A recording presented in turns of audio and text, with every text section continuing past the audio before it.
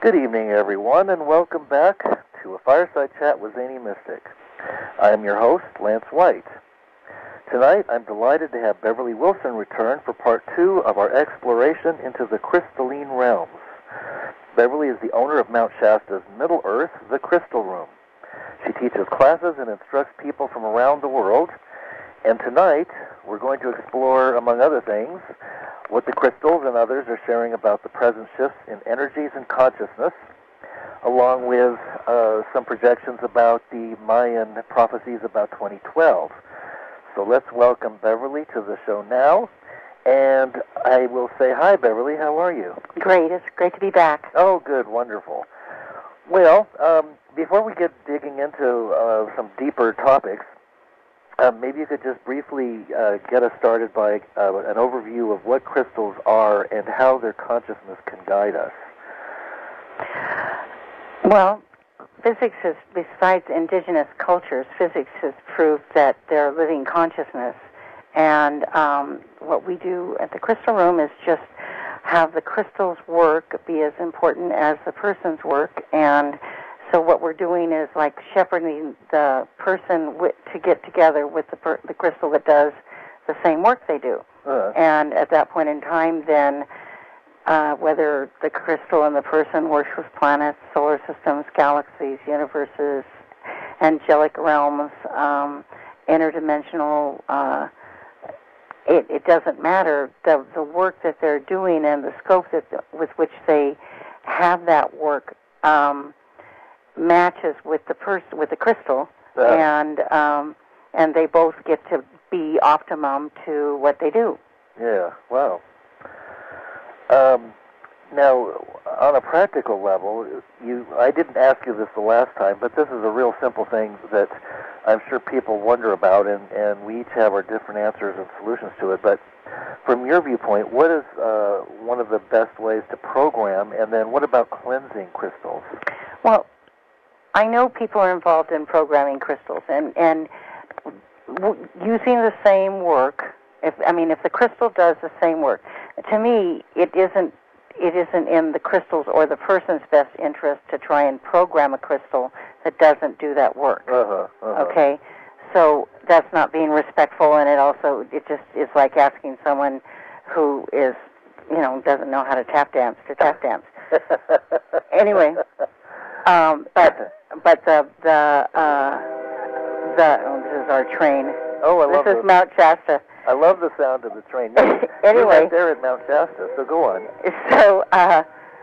So basically, when a crystal does the same work, you can set the intention that it facilitate you in whatever way that is, okay. And that would be, asking it. I don't see in my worldview, programming has the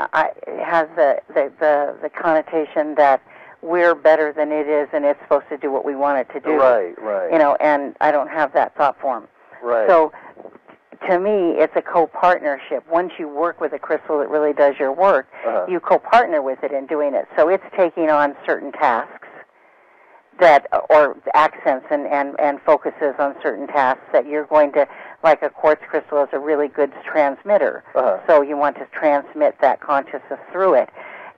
It is just using it in the way that it does, that it works. Yeah. The same way that we pick up a telephone and we talk to each other on the phone. Right. It isn't. We don't have to make the telephone be a telephone to do that. Right. That makes sense to me.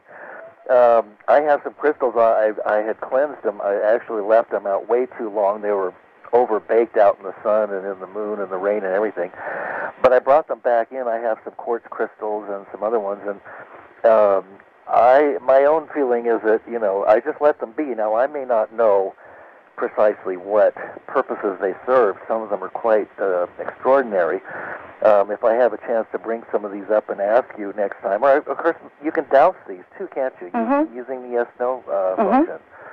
But they're beautiful crystals, and some rutilated quartz. I have a clear quartz crystal here, and I have a couple of Herkimer diamonds, and they're just, I love them. So exactly, I don't care what they're. Well, and basically they're working with you. Yeah. Right. Yeah. And as far as clearing and cleansing them, oh yeah. For me, the easiest way to do it with any crystal or any mineral is with using cosmic gold and its essence colors. But first, I blaze it with a violet flame, or clear it.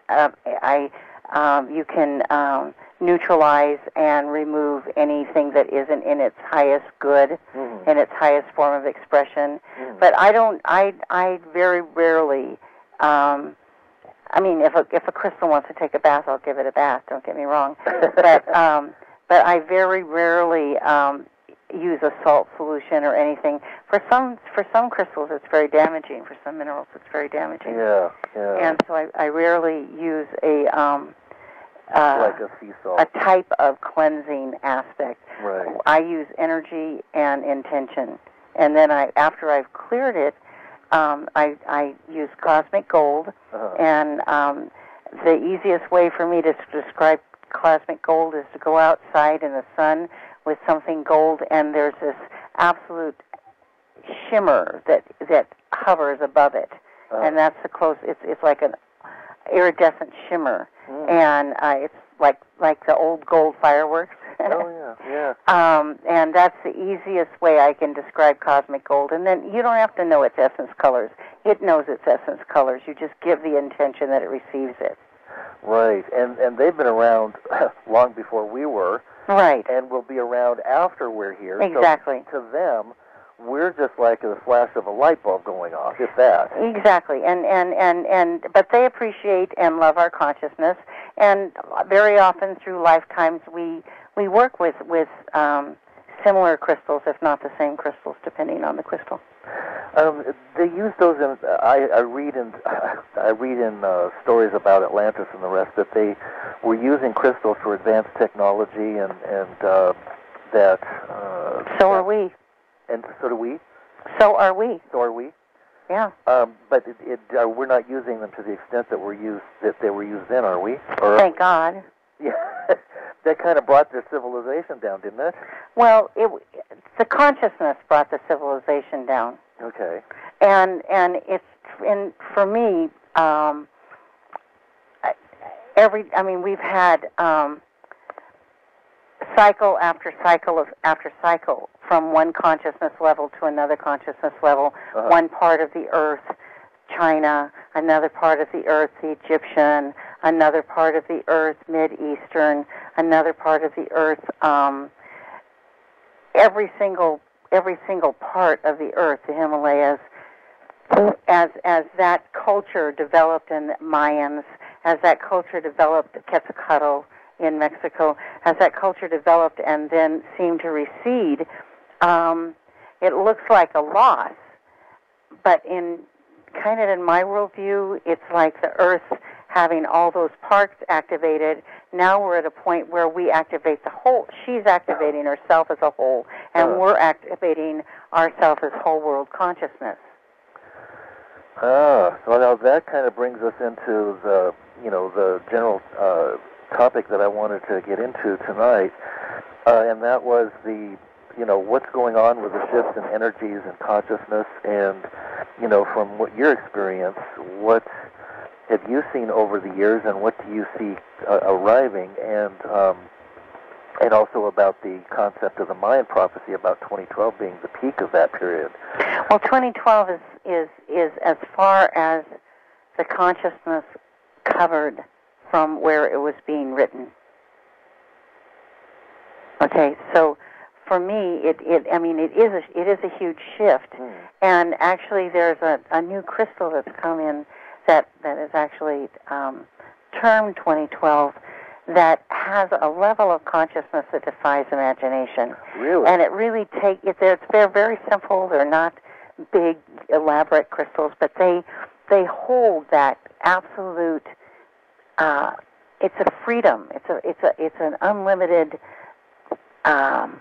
consciousness, freedom that I think we're moving toward in the shift that we're in now. As we let go of the old ways, old thoughts, old forms, and we move into what I call true creatrix, compliance, creatrix, meaning it's not about creator, it's not about creatress. That's in the split. But it's as a unified consciousness that isn't split. And that X at the end kind of represents that unified consciousness as one. Oh. And so as we move into that consciousness and we let go of the old ways, old means, separations, traditional reactions rather than actions, we're moving into a new paradigm. We're moving into a new frequency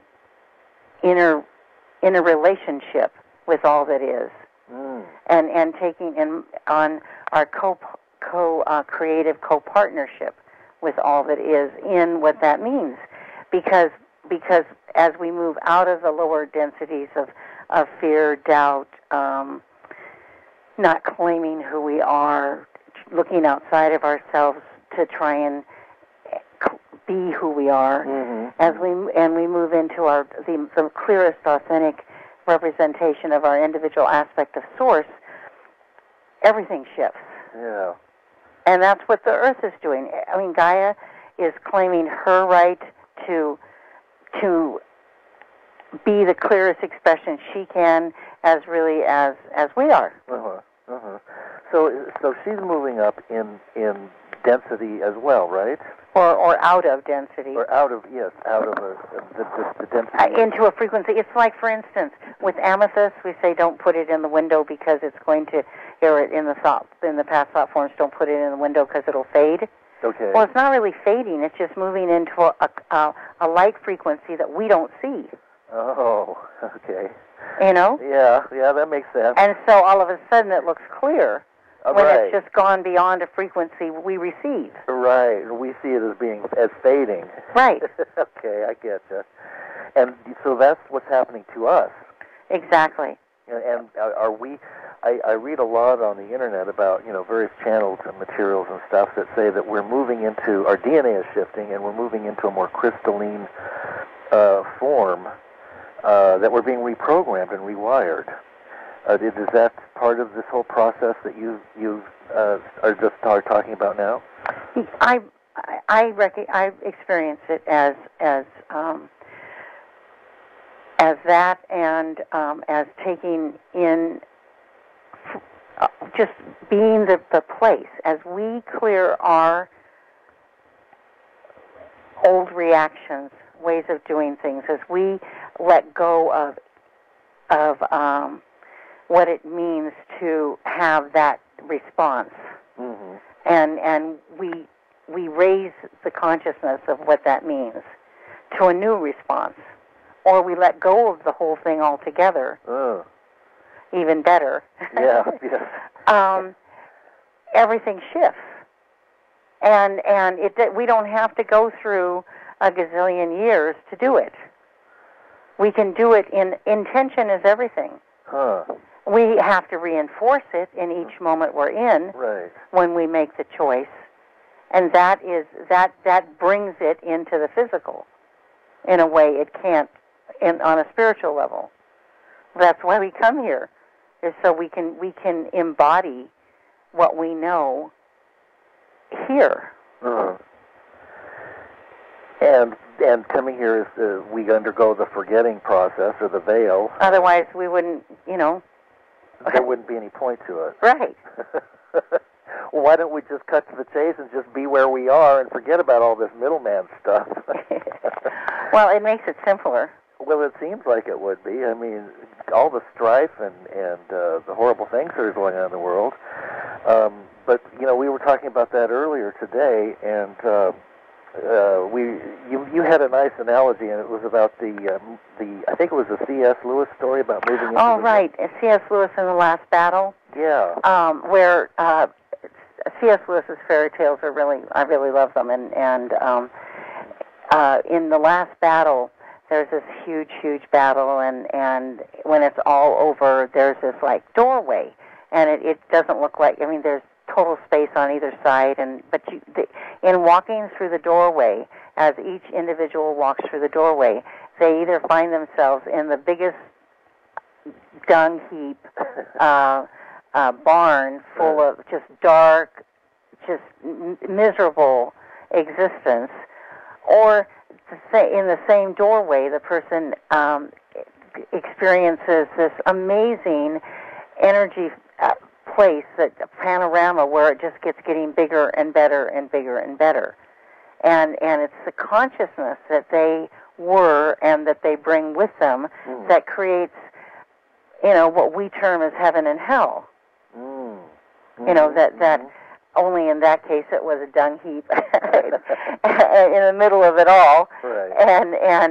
Or just this amazing opportunity to enter into consciousness that just continues to expand, continues to get bigger, continues to get better and clearer. And part of the way that we are able to do that is by letting go of the lower vibrations and our fears and our beliefs and so on and so forth. Right. And recognizing that they are there to serve us, to give us the opportunity to make that choice. Yeah. No matter how intense it is. And it's probably going to get a little more intense, quote, out there, unquote, in the next couple of years. Well, again, it's like parallel existences. Yeah.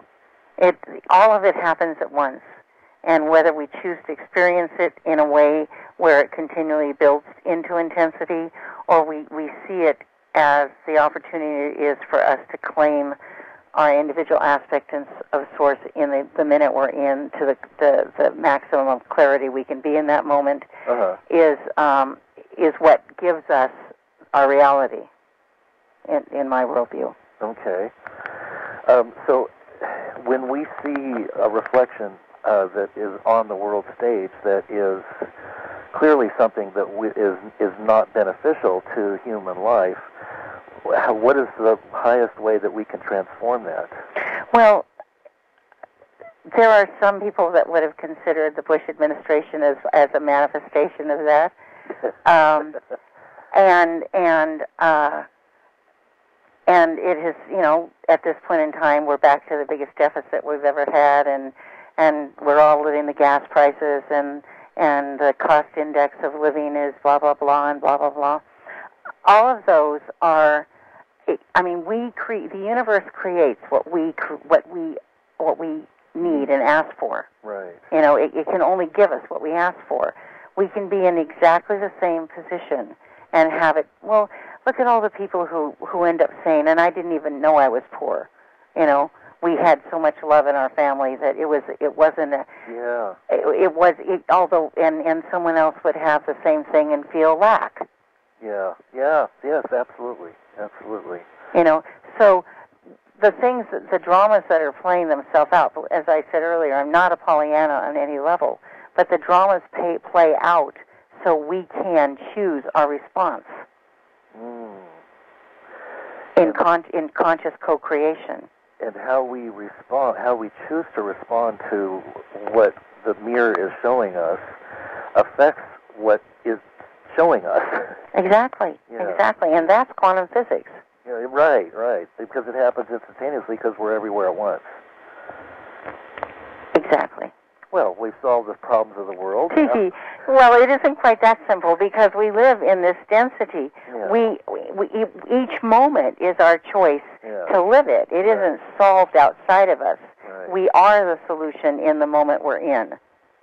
And as our vibration raises, as we don't buy into the illusion, as we don't look into the dragon of what seems to be so overwhelming, and we choose what in our heart of hearts is the best we can be in the moment we're in, we're raising the vibrational field to shift it. Right. Kind of like holding the space for... Proactively. Yeah, right. And that requires a little bit of intention and effort, doesn't it? It means not having any minute, not having any thought form, not having any impulse taken for granted. Yes. So that's work. Yes. But it's the best work we could ever do. Right. Well, yes. It's kind of the purification process as I see it. It is the choice of bringing that consciousness into every single thought form, action, right, impulse. And what doesn't match that shows It falls away. Falls away, yes. Yeah. We only attract, that's the secret, the law of attraction. Yeah. We attract what we draw, what we send out. Right. Didn't you mention a story? You just mentioned the dragon. Didn't you mention the story of Michael and the dragon? Well, yeah, I said one of the my favorite examples of that always brings it to me is if the story that if Michael had looked into the eye of the dragon, he wouldn't have been able to transform the dragon, but because he aimed with his heart and his knowing of the love of all that is for itself, in whatever form it is, he was able to aim with his heart, and the dragon was transformed. And that seems to say something about the need to see and embrace our own darkness. Oh, absolutely. There isn't again, in my worldview, as we put our higher self in the center, we're used to thinking of a pyramidal worldview. I mean, we're brought up with it, where there's top dogs and everybody else either is crushed by it or supports it. Right. But as we move into alignment with our higher self, our source self, that becomes the center of the circle, like a spoke. And every single aspect of who we are has its honored place on it. The things that we are the most refined, we came in with. The things that we try and brush under the carpet because we don't really want anybody to know that could possibly be real, are the ones that we came in to solve. They're our greatest teachers.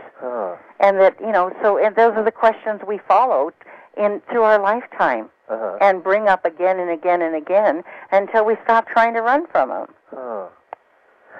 Can you give an example of that for greater clarity?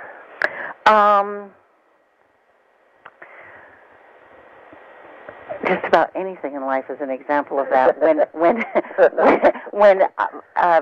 a pattern that we have as in our family environment at the beginning that we live through over and over again. Like when my sister and I'm a twin, and she was very much involved with the physical world and she's wonderful. She's exquisite. She totally different. I mean, the physical world was often is my least dominant, and we used to say that. I used to say, well, Maria, some people are meant to be Marthas and some people are meant to be Marys, and just as a reality of where our consciousnesses started and came from, and. Through our lifetime, I mean, she was a home ec teacher and very, very, very successful. And in my family's, my mom and dad died in December. Mom died in May. They were in their 90s. It was an incredibly wonderful celebration of each one of their lives, and she was the caretaker for them in their last years, and I knew when I was 4 that I was to love and respect my parents and my family and their worldview, but that my life was not determined by it. It would be influenced by it. It would be the point of reference from which I started, but it wasn't the totality of it or the limit of it.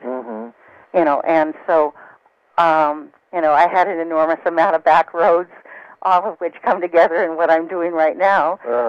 And there were times where my mom just said, "Oh, I don't want to know anything," and I'm sure there were times where she was positive I was going to be swept away by some cult, even though that was her fear. It didn't have anything to do with me. Right. But and I could have tried not to be me and just said, okay, I'm going to comply and give away who I am. Right. but it wasn't. I couldn't. I couldn't because. And so in some ways, my life brought her. We used to joke that I put her in touch with every one of her prejudices and made him go beyond it, because like in her world at that time, anybody who was going to go into therapeutic massage was a prostitute. She couldn't think of me as a prostitute, so in 1974, she had to change her thought form. That's funny. That kind of thing. Yeah, that's great. I love that. And we reflect it over and over and over again until we actually get it and claim it. Yeah.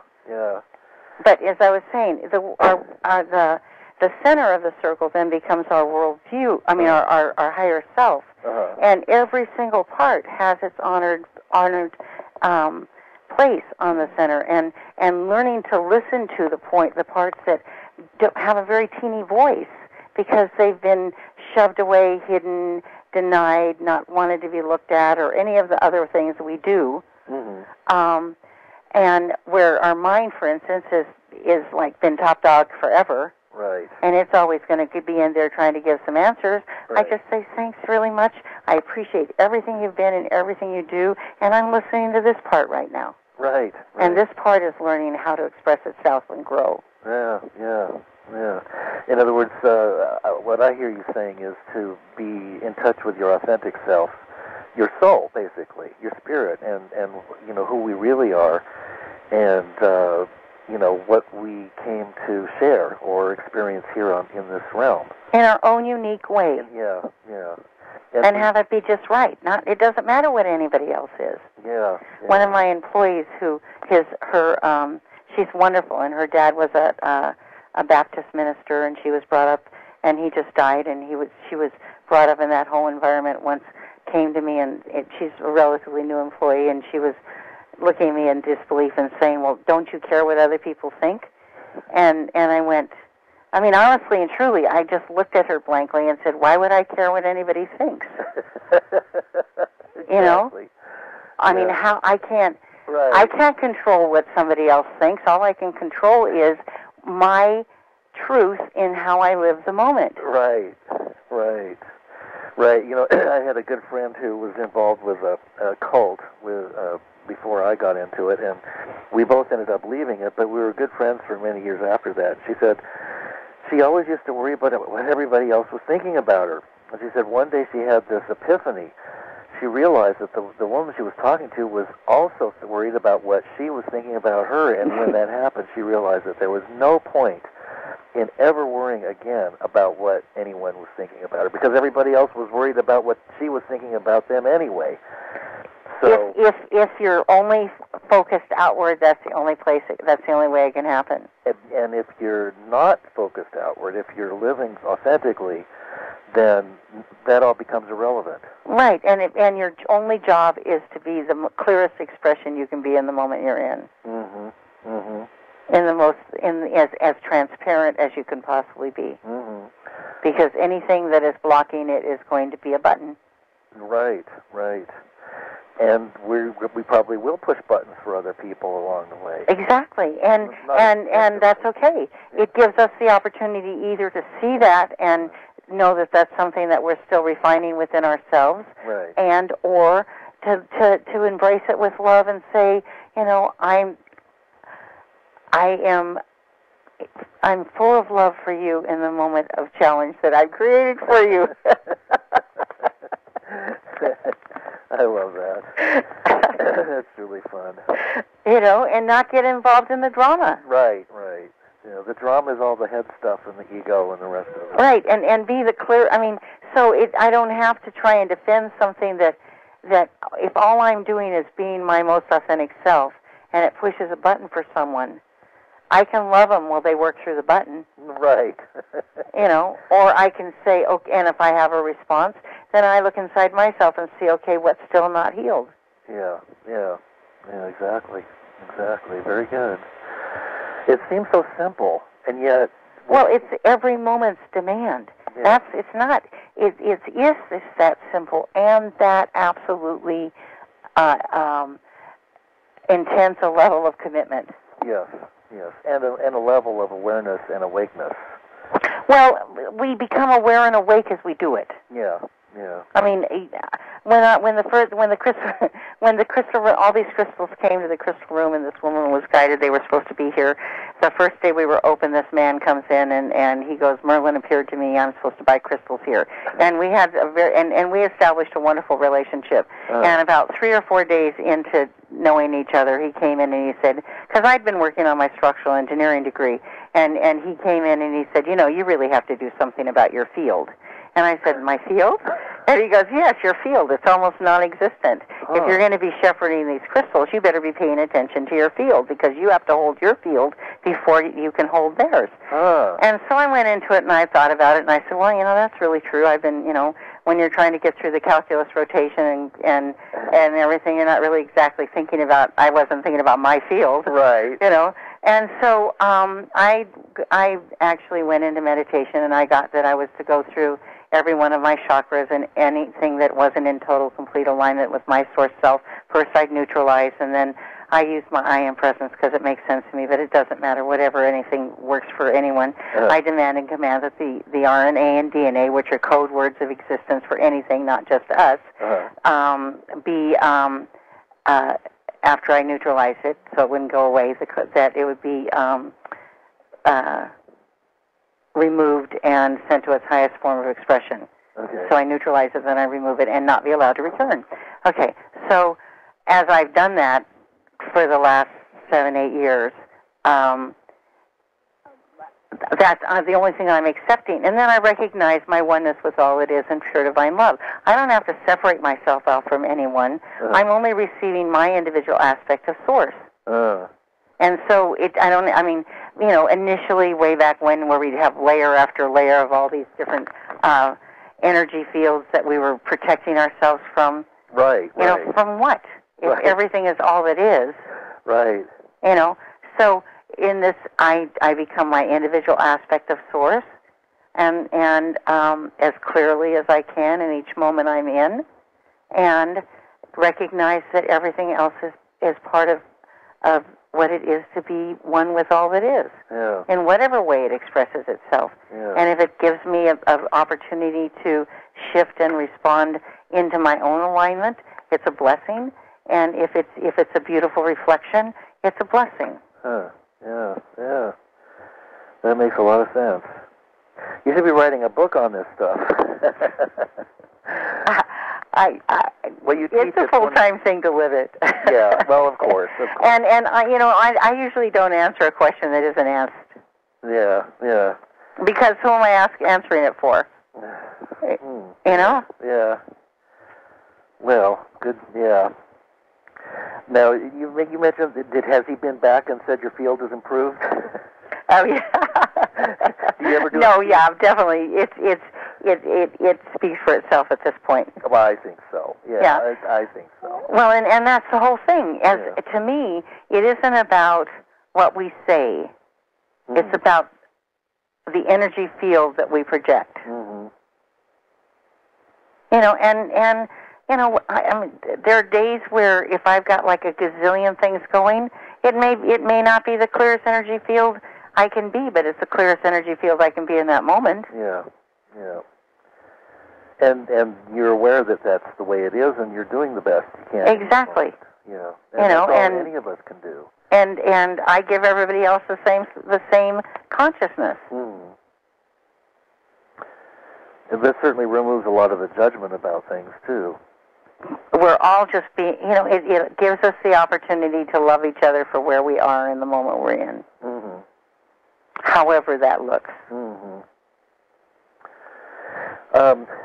I wanted to kind of ask you about how you've seen things shift over the last few years, and if you think that this is a particularly intense time period. I tend to work with the idea that we're in some times of change, and we talked about this a little bit earlier, and you said that you've seen that in the people that you've been working with, and as you said, the crystal is showing up now, the 2012 crystal. Right. And really, again, as a guideline of where we're moving toward, because it's just unlimited freedom and consciousness. without all of the old thought forms, without the limitations, without the gridded structures that, whether they be religious, whether they be politically engineered, whether they be fear-based, whether they be... Financial? Financial. It seems there's an awful lot of materialism in the world today. Well, materialism, again, I think probably one of my biggest lessons has been not getting caught up in the goodness or badness Yeah. of the energy field around the material, whether it's financial or whether it's possessions or whether it's however it expresses itself. Right. I mean, that's probably and because it's energy. Mm-hmm. Okay, so depending on how we use the energy, Mm-hmm. it can be miraculous or it can be devastating. Mm-hmm. So again, intention is everything. Atlantis, the whole thing with Atlantis was losing fact of the balance of that, and taking it into a more power-based, fear-based separation. Don't you? We've talked about this being another period of harvest or harvest time, a cycle that repeats itself. That we're in now. We're in the middle of the photon belt. It accelerates everything. It intensifies everything. It is the opportunity to have huge shifts, and sometimes the shifts appear catastrophic. Experience is catastrophic, and yet the miracles that happen within that catastrophic event are defy imagination simultaneously. Mm-hmm.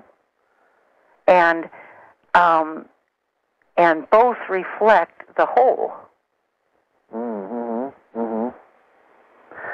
And by shifting our view of what's happening, quote, out there, it's transforming it as well. If we see everything as being beneficial or constructive in some way, as leading to something higher, then it changes the nature of that event. We don't react against it, deny it, push it away as not part of us. Right.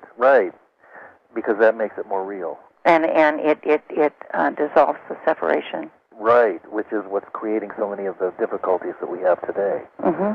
The separation. We're moving out of separation duality and into unity, one with source consciousness. Yes.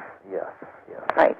And in doing that, it's an every moment choice. Yeah. It's an every moment. How am I going to look at this? How am I going to receive this absolutely off the wall moment? Yeah. You know, that is challenging every cell of my body. Mm-hmm. You know, we all have them. Right. Yeah. You know. Yeah, we do. Health is one of those areas that people find stimulates that kind of thought.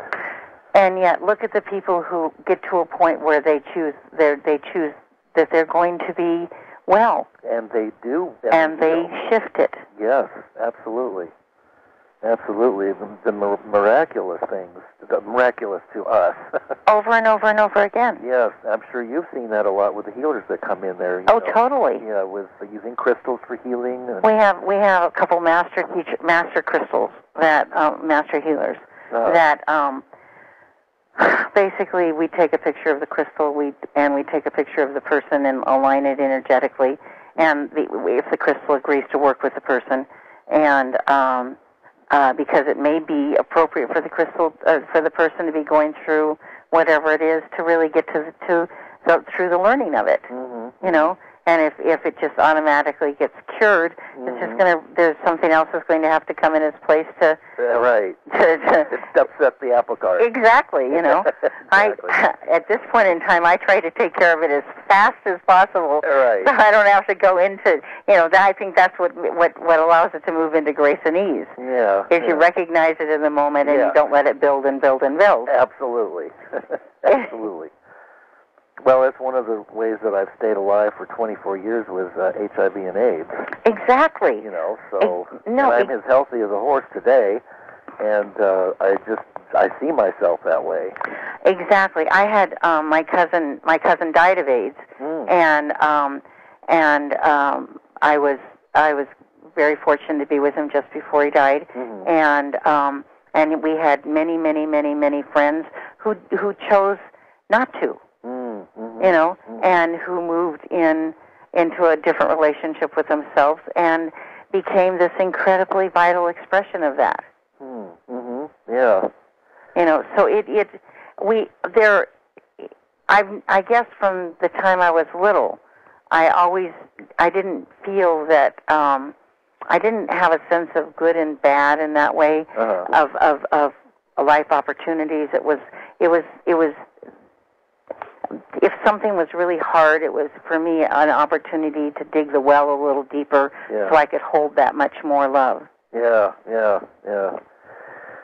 That seems to be one of the ways that many of us have grown quite a bit, is by choosing lives that have had quite a bit of challenge, and we just transform it continuously. Right. You know, it just seems to be it works. You know, it works.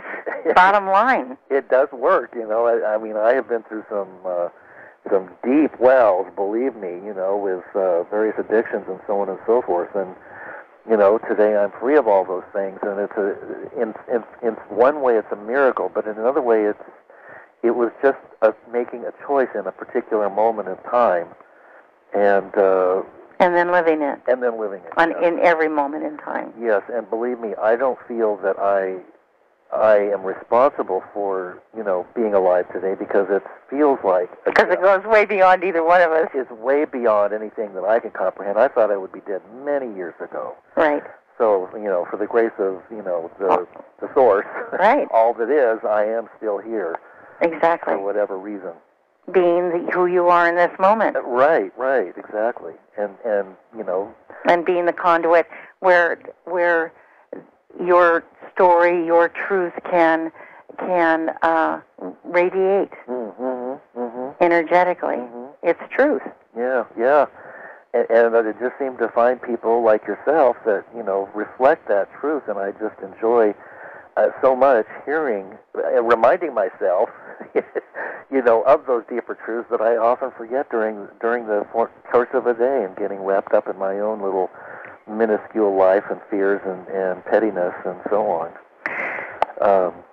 Each moment gives us an opportunity to say yes to the more than, or to contract. Yes. And sometimes because we're multidimensional, we're doing both at the same time. Right, and in many different levels. Yeah. And that's the mystery of it all. And so is every other aspect of creation. Yeah. I mean, every other aspect, the crystals, the smallest level of particulate matter is living that yes. Yeah. And it forms what we know as the table, but it's in service. What we know as the phone, what we know as everything. Yeah.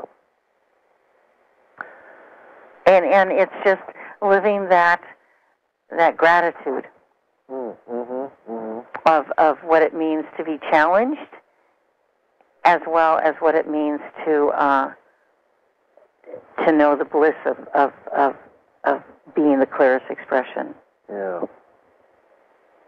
I mean, it doesn't mean that it goes away. Right. It just means that it has a different accent of the syllable. Well, you know, where you're at in Mount Shasta, you have all kinds of mystical things to remind you. You know, it's a volcano too, though. But don't forget. Well, that's true. Now, have you seen it? Isn't that the place where the Lemurians reside, supposedly? Or? Well, it's an energetic. They're energetically. It's a consciousness. It's a dimension that sometimes enters the physical, but it's easier for them to stay in a higher frequency because of the density that it means to come into our thought forms in our physical. Oh yeah. But we can raise ourselves to that, and many people go inside the mountain and everything in a higher frequency thought form rather than necessarily in the physical, although there have been some that went into the physical. But it's a lot more work for them and a lot more work for us at this point to maintain that. But that gap will diminish, don't you think? Oh, continually. As the frequency continues to raise and continually. Yeah. So if we're in the photon belt, what is the projected time frame that we're going to be? Is this is going to continue to intensify, isn't it? The energetic shifts. They all do. They all do. And I guess my experience is it depends on what I focus on as to my experience. So if I don't get involved in the drama, and we've had some huge shifts here at the Crystal Room in this last 6 months. Really? Yeah, big shifts. If I could have gotten involved in the drama of it, or lived the absolute miracle of it, which I did, and everybody talks about how the vibrational field reflects it. And it's a matter of how we receive what comes into our moment, and how we respond, how we choose to respond to it. And it's that simple. Are we going to respond with as much love and appreciation and embrace whatever it is that is absolutely demanding us to stretch more than might be comfortable, or are we going to push it away, resist it, not accept it, make it bad, and have to build up the amity where it comes again and it hits us in the head a little harder, so we pay attention. That does seem to be the bottom line, doesn't it? Exactly. Well, pragmatically speaking, I've decided that it's easier for me to deal with it in the moment I'm in than to just have it build to a point where it's out of control. Oh, me too. The universe has a way of knocking you on your head, and I've had so many bricks on mine that, I've got scars all over the top of my head. I know, me too. And I finally learned that, I can get this lesson right now, or I can have it appear again in a little while that's even worse. Exactly. I think I'll learn it now. I think I will, yeah. Yeah, I'll try anyway. I'll do my best to learn this lesson. Let me be open to this one. Yeah, exactly. Let me try and stretch myself where I don't see it as bad. Right. Where I can participate in a way that allows me to learn from it. Yes. Without judgment and fear and separation and the rest of it. Right. Live it up, love it, and whether it's the gas prices, right, or whatever manifestation it happens to be. You mentioned one earlier. I won't say it. Yeah, I know. I was avoiding it too. Yeah. Well, great minds think alike. You said something that kind of startled me earlier, and I asked you about UFOs and stuff, and you said, "Oh yeah." What did you say? No, I said that. Well, we were talking about a bunch of things, but I was talking about, Mount Shasta is a vortex, and it has all different kinds of energy fields that intersect here, and that and my significant other doesn't believe any of this. He's and it's okay, because I honestly think we're two different streams of consciousness that chose to come together to prove it could happen. And really love each other, and because if it doesn't happen on an individual basis, it can't happen on a global basis. Yeah, right. Anyway, he wrote. I said it last time. He wrote what he calls the redneck's explanation for crystal magnetism, because he looks upon himself as coming from that point of view, and not necessarily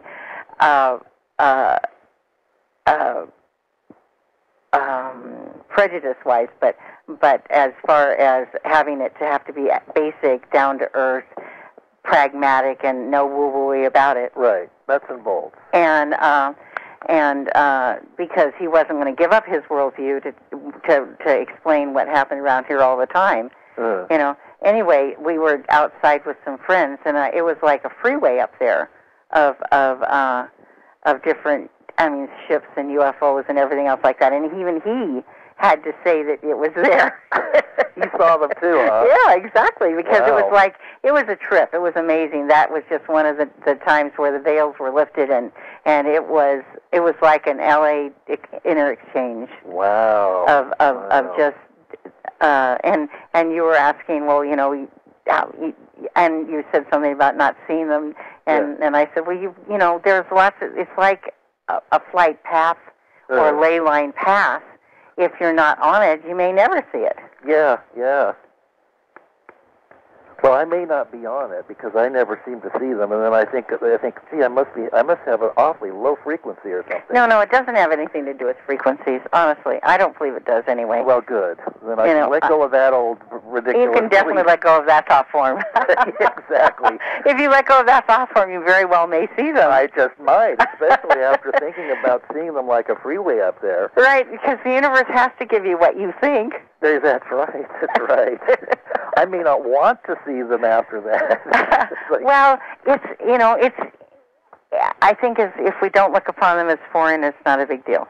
Well, and as you said, you pointed out this is all expressions of consciousness, and it's all a reflection of all that is. Right, exactly. And so unless it's hurting us, which I haven't heard of that too much lately. And if it is, then that's an experience maybe we needed to have to wake us up. Or maybe it's a reflection of the fear that we have, that we manifest. Right, and which then attracts things to us. Exactly. Yeah. So the man sounds like interesting. He had Merlin talk to him. You must have a lot of interesting people that come into the shop that share their mystical. We have a lot of interesting people. It's really true, and we have the most basic people you can possibly imagine. Yeah. Wonderful families with children that are interested in rocks and minerals, and we have the second graders and fifth graders come every year with their teachers, and we do workshops with them. And how wonderful! And just, I mean, it's from it's every level of consciousness, and that's the way I like it. Oh, that's wonderful. Yeah. Does anybody startle you with their information anymore?